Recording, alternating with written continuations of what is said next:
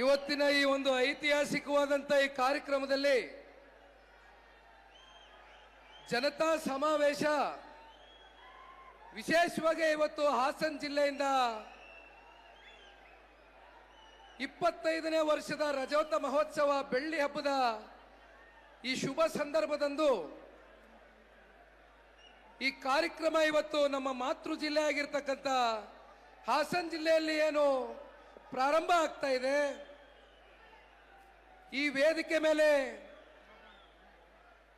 ಉಪಸ್ಥಿತರಿರತಕ್ಕಂತ ಪಕ್ಷದ ವರಿಷ್ಠರು, ಮಾಜಿ ಪ್ರಧಾನಮಂತ್ರಿಗಳು, ಪಕ್ಷದ ಸ್ಥಾಪಕರು ಆಗಿರತಕ್ಕಂತ ಮುತ್ಸದ್ದಿಗಳು, ನಮ್ಮೆಲ್ಲರ ಮಾರ್ಗದರ್ಶಕರು, ಇವತ್ತಿನ ಈ ಕಾರ್ಯಕ್ರಮ ಸನ್ಮಾನ್ಯ ದೇವೇಗೌಡರು ಸಾಹೇಬರ ಮಾರ್ಗದರ್ಶನದಲ್ಲಿ ಅತ್ಯಂತ ಸೊಗಸಾಗಿ ನಡೀತಾ ಇರ್ತಕ್ಕಂಥದ್ದು ಬಹುಶಃ ನಮ್ಮೆಲ್ಲರಿಗೂ ಕೂಡ ಅತ್ಯಂತ ಸಂತೋಷ ತಂದುಕೊಟ್ಟಿದೆ.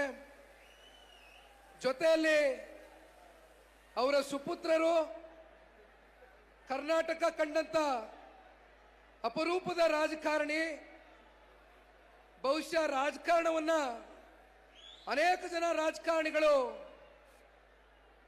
ತಲೆಯಿಂದ ಆಲೋಚನೆ ಮಾಡಿದ್ರೆ ಬಹುಶಃ ಇಡೀ ದೇಶದಲ್ಲಿ ನಮ್ಮ ರಾಜ್ಯದಲ್ಲಿ ಏಕೈಕ ರಾಜಕಾರಣಿ ಹೃದಯದಿಂದ ಆಲೋಚನೆ ಮಾಡ್ತಕ್ಕಂಥ ವ್ಯಕ್ತಿ ಯಾರಾದರೂ ಇದ್ರೆ ಅದು ನೀವು ಬೆಳೆಸಿರ್ತಕ್ಕಂಥ ಮನೆ ಮಗ, ನಮ್ಮ ರಾಜ್ಯದ ಮಾಜಿ ಮುಖ್ಯಮಂತ್ರಿಗಳು, ಕೇಂದ್ರದ ಸಚಿವರಾಗಿರ್ತಕ್ಕಂಥ ಸನ್ಮಾನ್ಯ ಕುಮಾರಣ್ಣ ಅವರು ಕೂಡ ಇವತ್ತು ಈ ಕಾರ್ಯಕ್ರಮಕ್ಕೆ ಒಂದು ವಿಶೇಷತೆಯನ್ನು ತಂದುಕೊಟ್ಟಿದ್ದಾರೆ. ಹಾಸನ ಜಿಲ್ಲೆಯ ಅಭಿವೃದ್ಧಿಯ ಹರಿಕಾರರು, ಅಭಿವೃದ್ಧಿಯೇ ನನ್ನ ಧ್ಯೇಯ.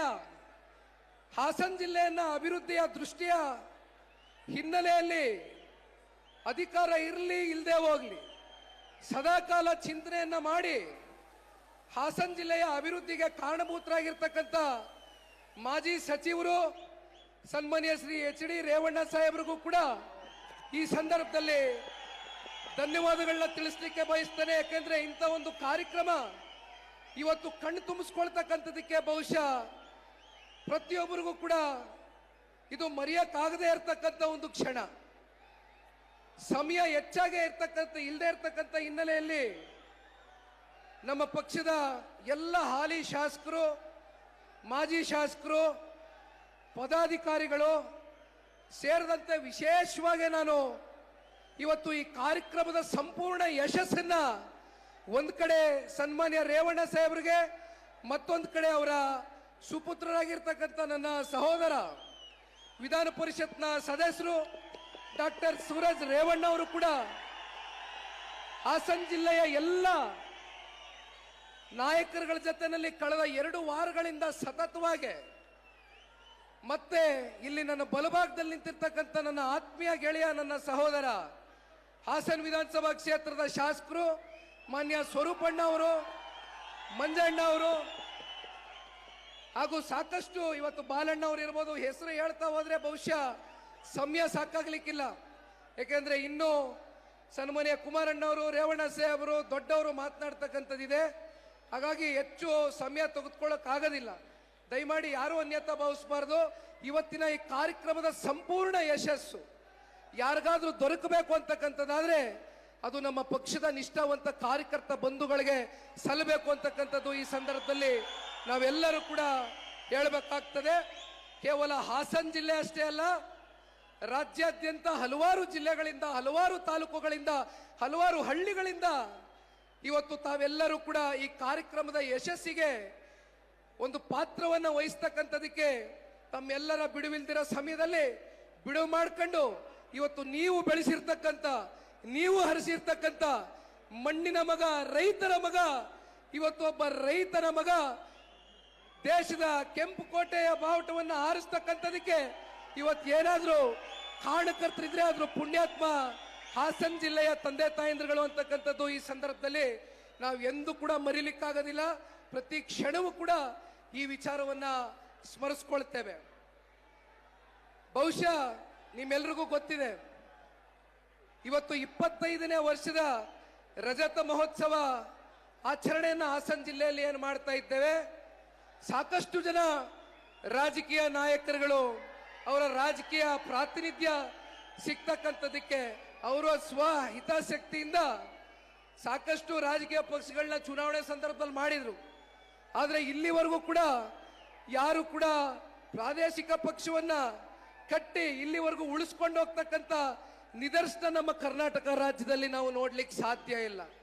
ಆದರೆ ಸನ್ಮಾನ್ಯ ದೇವೇಗೌಡರು ಸಾಹೇಬರ ದೂರಾಲೋಚನೆಗಳು, ಅವರ ದೂರ ಚಿಂತನೆಗಳು, ಅವ್ರಿಗೆ ವಿಶೇಷವಾಗಿ ನೀರಾವರಿ ಬಗ್ಗೆ ಅವರು ನಮ್ಮ ರಾಜ್ಯಕ್ಕೆ ನಮ್ಮ ದೇಶಕ್ಕೆ ಕೊಟ್ಟಿರ್ತಕ್ಕಂಥ ಕೊಡುಗೆಗಳು, ಶಿಕ್ಷಣದ ವ್ಯವಸ್ಥೆ ಇರ್ಬೋದು, ಆರೋಗ್ಯದ ವ್ಯವಸ್ಥೆ ಇರ್ಬೋದು, ಅವ್ರಿಗೆ ಇರ್ತಕ್ಕಂಥ ಒಂದು ದೂರಾಲೋಚನೆ ಬಹುಶಃ ಇವತ್ತು ರಾಜಕಾರಣದಲ್ಲಿ ಒಂದು ಎನ್ಸೈಕ್ಲೋಪೀಡಿಯಾಗಿ ಇವತ್ತು ನಾವು ಸನ್ಮಾನ್ಯ ದೇವೇಗೌಡರು ಸಾಹೇಬರ ಮಾರ್ಗದರ್ಶನದಲ್ಲಿ ಮುಂದಿನ ದಿನಗಳಲ್ಲಿ ಸಾಕಷ್ಟು ಜನ ಹಿರಿಯರಿದ್ದಾರೆ, ಯುವ ನಾಯಕರುಗಳಿದ್ದಾರೆ.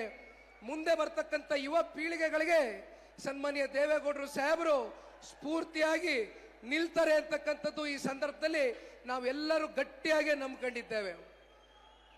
ಹಾಗಾಗಿ ಇವತ್ತಿನ ಈ ವಿಶೇಷವಾದಂಥ ಒಂದು ಕಾರ್ಯಕ್ರಮಕ್ಕೆ ತಾವೆಲ್ಲರೂ ಕೂಡ ಪಾದಾರ್ಪಣೆಯನ್ನು ಮಾಡಿದ್ದೀರಿ.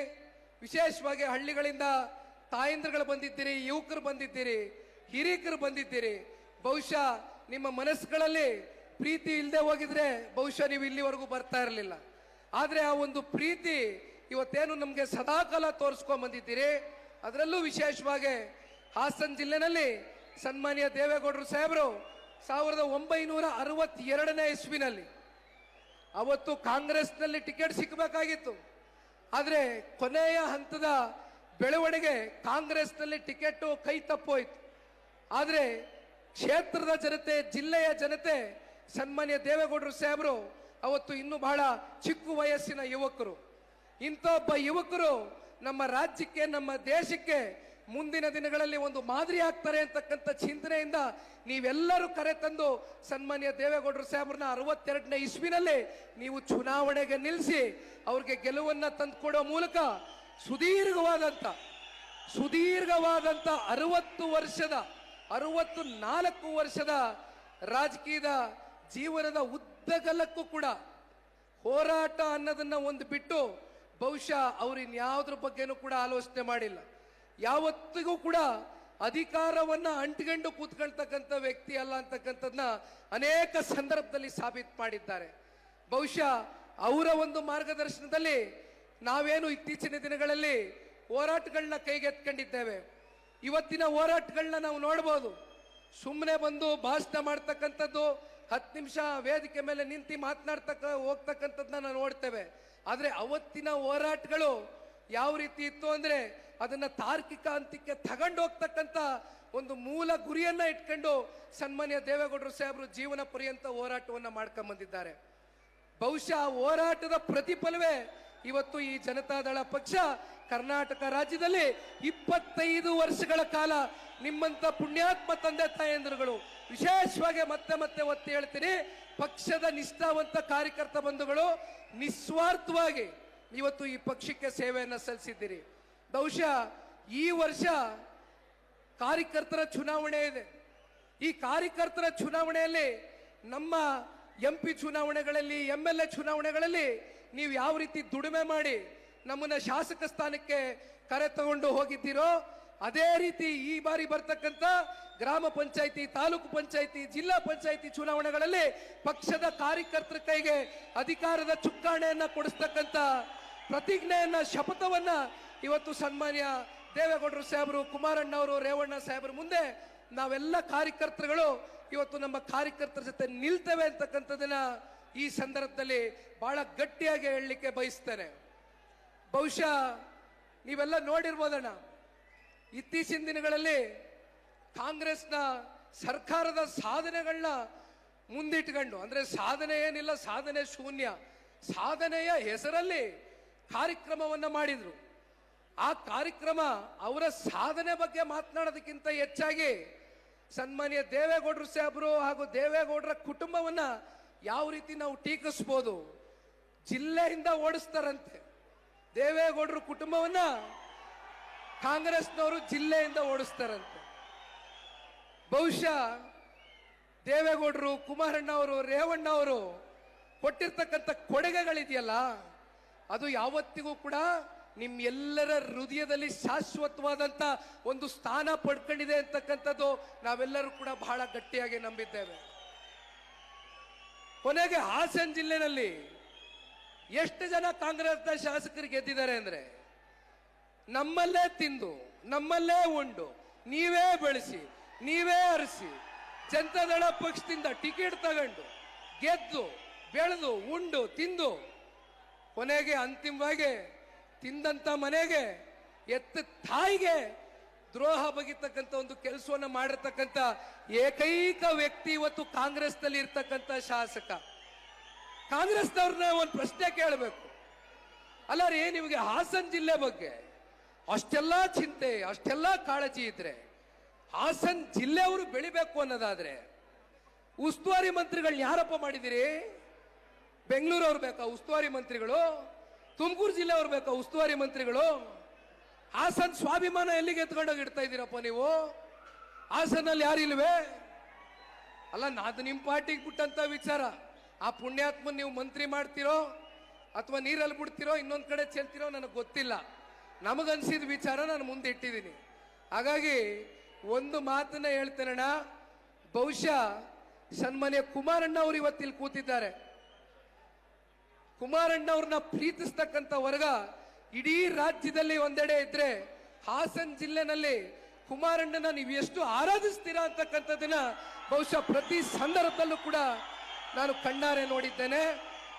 ಕುಮಾರಣ್ಣ ಅವರು ಮೊದಲನೇ ಬಾರಿ ಮುಖ್ಯಮಂತ್ರಿಗಳಿದ್ದಾಗ ಸನ್ಮಾನ್ಯ ಎಚ್ ಡಿ ರೇವಣ್ಣ ಸಾಹೇಬರು ಅವರ ಜೊತೆಯಲ್ಲಿ ಸಚಿವ ಸಂಪುಟದಲ್ಲಿ ಮಂತ್ರಿಗಳಿದ್ದಾಗ ಸನ್ಮಾನ್ಯ ಕುಮಾರಣ್ಣ ಅವರ ಜೊತೆಯಲ್ಲಿ ಕೂತು ಹಾಸನ ಜಿಲ್ಲೆಗೆ, ಇಡೀ ರಾಜ್ಯಕ್ಕೆ ಇವತ್ತು ಕುಮಾರಣ್ಣ ಅವರು ಬಹುಶಃ ಕಳೆದ 20 ವರ್ಷ ಆಗಿದೆ, 20 ವರ್ಷದಿಂದ ಕೊಡಕ್ಕಾಗದೆ ಇರತಕ್ಕಂಥ ಕೊಡುಗೆಗಳು ಇವತ್ತು ಶಿಕ್ಷಣ ಕ್ಷೇತ್ರದಲ್ಲಿ ಡಿಗ್ರಿ ಕಾಲೇಜ್ಗಳಿರ್ಬೋದು, ಹೈಸ್ಕೂಲ್ಗಳಿರ್ಬೋದು, ನಾನಾ ರೀತಿ ಕಾಲೇಜ್ಗಳು ಇವತ್ತು ಐತಿಹಾಸಿಕವಾದಂತ ಒಂದು ತೀರ್ಮಾನ ತಗೊಳ್ತಕ್ಕಂಥದಕ್ಕೆ ಒಂದ್ ಕಡೆ ರೇವಣ್ಣ ಅವರು, ಒಂದ್ ಕಡೆ ಸನ್ಮಾನ್ಯ ಕುಮಾರಣ್ಣ ಅವರು ತಗೊಂಡಿರ್ತಕ್ಕಂಥ ನಿರ್ಣಯ ಬಹುಶಃ ಇದು ಯಾವತ್ತಿಗೂ ಕೂಡ ಶಾಶ್ವತವಾಗಿ ಉಳಿಯುತ್ತೆ.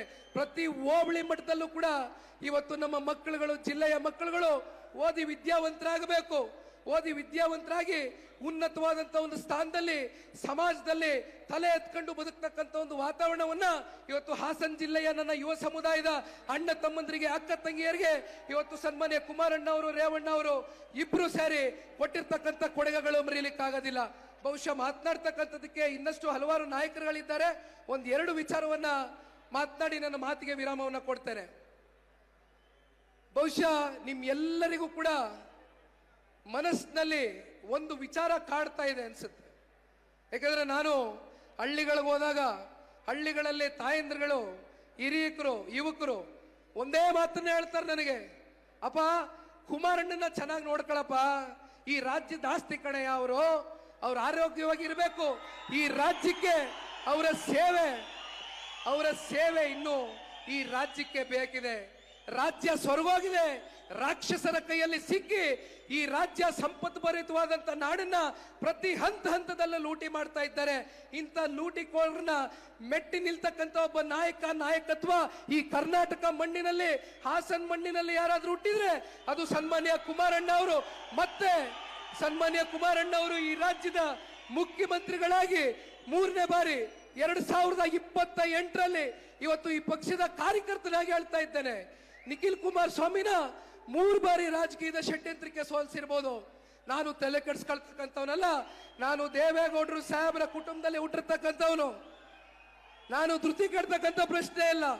ಅಧಿಕಾರಕ್ಕೋಸ್ಕರ ನಾನು ಇವತ್ತು ಈ ಸಮಾಜದಲ್ಲಿ ನಮ್ಮ ಹಳ್ಳಿಗಳಲ್ಲಿ ಬಂದು ಪ್ರೀತಿಯಿಂದ ಕರೀತಕ್ಕಂಥ ಜನಗಳು, ನಮ್ಮನ್ನ ನಂಬ್ಕೊಂಡಿರ್ತಕ್ಕಂಥ ಕಾರ್ಯಕರ್ತರಿದ್ದಾರೆ. ಅವ್ರು ಕೈ ಬಿಡ್ತಕ್ಕಂಥ ಪ್ರಶ್ನೆ ಇಲ್ಲ. ನಿಖಿಲ್ ಕುಮಾರಸ್ವಾಮಿ ನಾಳೆ ಏನಾಗ್ತಾನೋ ಬಿಡ್ತಾನೋ ನನಗೆ ಗೊತ್ತಿಲ್ಲ. ಅದು ನನ್ನ ಹಣೆ ಬರ, ಜನ ತೀರ್ಮಾನ ಮಾಡ್ತಾರೆ. ಆ ಭಗವಂತ ಹಾಸನಾಂಬೆ ತಾಯಿ ತೀರ್ಮಾನ ಮಾಡ್ತಾರೆ. ಆದರೆ ಒಂದು ನನಗೆ ಇರ್ತಕ್ಕಂಥ ಒಂದೇ ಚಿಂತೆ, ನನಗಿರ್ತಕ್ಕಂಥದ್ದು ಒಂದೇ ಇವತ್ತು ನನ್ನ ಮುಂದೆ ಗುರಿ, ಸನ್ಮಾನ್ಯ ಕುಮಾರಣ್ಣ ಅವ್ರನ್ನ ಮತ್ತೊಮ್ಮೆ ಈ ರಾಜ್ಯದಲ್ಲಿ ಮುಖ್ಯಮಂತ್ರಿಗಳಾಗಿ ನೋಡಬೇಕು ಅನ್ನೋದು ಇದು ನಿಖಿಲ್ ಕುಮಾರಸ್ವಾಮಿಯ ಭಾವನೆ ಅಷ್ಟೇ ಅಲ್ಲ. ಜನರೊಂದಿಗೆ ಜನತಾದಳ 52 ಕ್ಷೇತ್ರದಲ್ಲಿ ನಾನೇನು ಹಲವಾರು ದಿನಗಳು ರಾಜ್ಯಾದ್ಯಂತ ಪ್ರವಾಸವನ್ನ ಮಾಡಿದ್ದೆ. ಮೊದಲನೇ ಹಂತ ಮುಗಿಸಿದ್ದೇನೆ, ಎರಡನೇ ಹಂತಕ್ಕೆ ಕಾಲಿಡ್ತಾ ಇದ್ದೇನೆ. ಸುಮಾರು 9,000 ಕಿಲೋಮೀಟರ್ ರಾಜ್ಯ ಪ್ರವಾಸ ಮಾಡಿ ಬಂದಿದ್ದೇನೆ ಮೊದಲನೇ ಹಂತದಲ್ಲಿ. ಜನ ಎಲ್ಲಿ ಹೋದ್ರು ಕೂಡ ಒಂದೇ ಮಾತು ಹೇಳ್ತಾರೆ, ಸನ್ಮಾನ್ಯ ಕುಮಾರಣ್ಣ ಅವರು ಅವರ ಒಂದು ಅಲ್ಪಾವಧಿ ಇದ್ರೂ ಕೂಡ ಅವರು ಕೊಟ್ಟಿರ್ತಕ್ಕಂಥ ಕಾರ್ಯಕ್ರಮಗಳು, ಅವರು ನೀಡಿರ್ತಕ್ಕಂಥ ಯೋಜನೆಗಳು ಬಹುಶಃ ಇವತ್ತು ಮನೆ ಮನೆ ಮಾತಾಗಿದೆ. ಕುಮಾರಣ್ಣ ಅವರು ಬಂದ್ರೆ ಮತ್ತೆ ಈ ರಾಕ್ಷಸರ ಕೈಯಿಂದ ಈ ರಾಜ್ಯವನ್ನ ತಪ್ಪಿಸಿ ರಾಮ ರಾಜ್ಯವಾಗಿ ಕಟ್ತಕ್ಕಂಥದಕ್ಕೆ ಸನ್ಮಾನ್ಯ ಕುಮಾರಣ್ಣ ಅವರು ಈ ರಾಜ್ಯದಲ್ಲಿ ಮತ್ತೊಮ್ಮೆ ಮುಖ್ಯಮಂತ್ರಿಗಳು ಆಗೇ ಆಗ್ತಾರೆ ಅಂತಕ್ಕಂಥದ್ದು ಈ ಸಂದರ್ಭದಲ್ಲಿ ನಾವೆಲ್ಲರೂ ಕೂಡ ಕಾರ್ಯಕರ್ತ ಬಂಧುಗಳು ದಯಮಾಡಿ ಇನ್ನೊಂದು 2.5 ವರ್ಷ ಇದೆ, ಹಲವು ದಿನಗಳಿದೆ. 18 ಗಂಟೆಗಳು ನಿಮ್ ಜೊತೆ ಪ್ರತಿನಿತ್ಯ ನಾನು ದುಡಿಲಿಕ್ಕೆ ಸಿದ್ಧ ಇದ್ದೇನೆ. ನೀವೆಲ್ಲಿ ಕರೆದ್ರು ಬರ್ತೇನೆ, ನೀವೇನ್ ಹೇಳಿದ್ರು ಮಾಡ್ತೇನೆ. ಪಕ್ಷಕ್ಕೋಸ್ಕರ ಗಟ್ಟಿ ನಾಯಕತ್ವವನ್ನ ಕಟ್ಟೋಣ, ಹೊಸಬರಿಗೆ ಅವಕಾಶವನ್ನ ಕೊಡೋಣ, ಹಿರಿಯರ ಮಾರ್ಗದರ್ಶನವನ್ನ ತಗೋಣ. ಒಟ್ಟಾರೆಯಾಗಿ ಸನ್ಮಾನ್ಯ ದೇವೇಗೌಡರು ಸಾಹೇಬರು ಈ ಇಳಿ ವಯಸ್ಸಿನಲ್ಲಿ 93 ವರ್ಷ ವಯಸ್ಸು, ಲೋಕಸಭೆ ಸದನದ ಒಳಗಡೆ ಯಾವ ಒಬ್ಬ ಸಂಸದ ಬರ್ಲಿಕ್ಕಿಂತ ಮುಂಚಿತವಾಗಿ ನಮ್ಮ ಕಣ್ಣಾರೆ ನಾನು, ಸೂರಜ್ಜು, ರೇವಣ್ಣ ಸಾಹೇಬ್ರು, ನಮ್ಮ ಕುಟುಂಬದವ್ರು ನೋಡಿದ್ದೇವೆ. ದೇವೇಗೌಡರು ಸಾಹೇಬ್ರು ಒಂದು ದಿನ ಸಂಸತ್ಗೆ ಹೋಗದೆ ಇರ್ತಕ್ಕಂತ ಒಂದು ದಿನ ಇಲ್ಲ. ಈ ವಯಸ್ಸಿನಲ್ಲಿ ಹೋಗ್ತಾರೆ. ಯಾತಕ್ಕೋಸ್ಕರ ದೇವೇಗೌಡರು ಸಾಹೇಬ್ರು ಸಂಸತ್ಗೆ ಹೋಗ್ತಾರೆ? ನಮ್ಮ ಕನ್ನಡ ನಾಡಿನ ನೆಲ, ಜಲ, ಭಾಷೆ, ಸ್ವಾಭಿಮಾನವನ್ನ ಉಳಿಸ್ತಕ್ಕಂಥದಕ್ಕೆ ಇವತ್ತು ಸನ್ಮಾನ್ಯ ದೇವೇಗೌಡರು ಸಾಹೇಬ್ರು ಈ ಇಳಿ ವಯಸ್ಸಿನಲ್ಲಿ ಹೋರಾಟ ಮಾಡಬೇಕಾದ್ರೆ ಇವತ್ತು ನಮ್ಮಂತ ಚಿಕ್ಕ ವಯಸ್ಸಿನ ಹುಡುಗರುಗಳು, ನನಗೂ ವಯಸ್ಸಾಯ್ತು, ನಾನೇನ್ ಚಿಕ್ಕವನೇನಲ್ಲ, 38 ಆಗೋಯ್ತು. ಆದ್ರೂ ರಾಜಕಾರಣದಲ್ಲಿ ಬಹುಶಃ 38 ಇನ್ನೂ ಚಿಕ್ಕ ವಯಸ್ಸು ಅನ್ಕೊಂಡಿದ್ದೇವೆ, ನಮಗೂ ಸೂರಜ್ಗೂ ಎಲ್ಲ. ಹಾಗಾಗಿ ನಾವೆಲ್ಲ ನಿಮ್ ಜೊತೆ ಇದ್ದೇವೆ. ಇವತ್ತು ಕುಟುಂಬ ಅಂದ್ರೆ ದೇವೇಗೌಡರು ಕುಟುಂಬ ಮಾತ್ರ, ಕಾರ್ಯಕರ್ತರು ಅಂತಕ್ಕಂಥದ್ದು ನಮ್ಮ ಕಾರ್ಯಕರ್ತರು ನಮ್ಮ ಕುಟುಂಬ, ದೇವೇಗೌಡರು ಕುಟುಂಬ ಮಾತ್ರ ಇವತ್ತು ಕುಟುಂಬ ಅಂತಕ್ಕಂಥದ್ದನ್ನ ನಾವು ಅನ್ಕೊಳ್ಳಿಕ್ಕೆ ಸಾಧ್ಯ ಇಲ್ಲ. ದಯಮಾಡಿ ಇನ್ನು ಸಾಕಷ್ಟು ಜನ ಮಾತನಾಡ್ತಕ್ಕಂಥದ್ದಿದೆ. ಇವತ್ತು ಇಷ್ಟು ಬೃಹತ್ ಸಂಖ್ಯೆಯಲ್ಲಿ ನೀವೆಲ್ಲರೂ ಕೂಡ ಬಂದು ಸೇರಿರುವಂಥದ್ದು ಬಹುಶಃ ಇದು ನಾವು ಎಂದೂ ಕೂಡ ಮರೀಲಿಕ್ಕಾಗೋದಿಲ್ಲ. ಒಂದು ಕೊನೆಯದಾಗಿ ಹೇಳ್ತೇನೆ, ಯಾರೂ ಕೂಡ ಕುಮಾರಣ್ಣನ ಆರೋಗ್ಯದ ವಿಚಾರದಲ್ಲಿ ಕಿಂಚಿತ್ತು ಚಿಂತನೆ ಮಾಡಬೇಡಿ. ನಿಮ್ಮಂತ ತಂದೆ ತಾಯಂದ್ರಗಳ ಪ್ರಾರ್ಥನೆ ಇವತ್ತು ಹಾಸನ ನಾಡಿನ ನಮ್ಮ ಮಣ್ಣಲ್ಲಿ ನಿಂತು ಹೇಳ್ತಾ ಇದ್ದೇನೆ, ಹಾಸನಾಂಬೆಯ ಒಂದು ಅನುಗ್ರಹ, ಅವರ ತಂದೆ ತಾಯಿ ಮಾಡಿರ್ತಕ್ಕಂಥ ಒಳ್ಳೆ ಕೆಲಸ ಕಾರ್ಯಗಳು 100ಕ್ಕೆ 100ರಷ್ಟು ಅವ್ರಿಗೆ ಶ್ರೀರಕ್ಷೆ ಆಗಿ ನಿಲ್ಲುತ್ತೆ. ಕುಮಾರಣ್ಣ ಅವರು, ದೇವೇಗೌಡರು ಸಾಹೇಬರು ಶತಾಯುಷಿಗಳಾಗಿ ಇವತ್ತು ನಮ್ಮ ನಾಡು ಮತ್ತೆ ನಮ್ಮ ದೇಶದ ಸೇವೆ ಮಾಡ್ತಕ್ಕಂಥ ದಿನ ಇನ್ನು ಸಾಕಷ್ಟು ನಮ್ಮ ಕಣ್ಣು ಮುಂದೆ ಬರಲಿದೆ. ಹಾಗಾಗಿ ನಾವು ನೀವು ಎಲ್ಲರೂ ಸೇರಿ ನಮ್ಮ ಕಾರ್ಯಕರ್ತ ಬಂಧುಗಳಿಗೆ ಕೊನೆಯದಾಗಿ ಮತ್ತೆ ಮನವಿ ಮಾಡ್ತೇನೆ, ಮತ್ತೊಮ್ಮೆ ನಿಮ್ಮೆಲ್ಲರಿಗೂ ಕೂಡ ನನ್ನ ಹೃದಯ ತುಂಬಿದ ಕೋಟಿ ನಮನಗಳನ್ನ ಸಲ್ಲಿಸುತ್ತಾ ಇವತ್ತಿನ ಈ ಕಾರ್ಯಕ್ರಮದ ಯಶಸ್ಸಿಗೆ ಕಾರಣಭೂತರಾಗಿರ್ತಕ್ಕಂಥ ನಿಮ್ಮೆಲ್ಲರಿಗೂ ಕೂಡ ವಂದಿಸಿ ನನ್ನ ಈ 2 ಮಾತನ್ನ ಮುಗಿಸ್ತೇನೆ. ಜೈ ಹಿಂದ್, ಜೈ ಕರ್ನಾಟಕ, ಜೈ JDS. ಇನ್ನಷ್ಟು ಹೆಚ್ಚಿನ ಮಾಹಿತಿಗಾಗಿ ಫಾಲೋ ಮಾಡಿ ಬ್ರಿಗೇಡ್ ನ್ಯೂಸ್ ಕನ್ನಡ.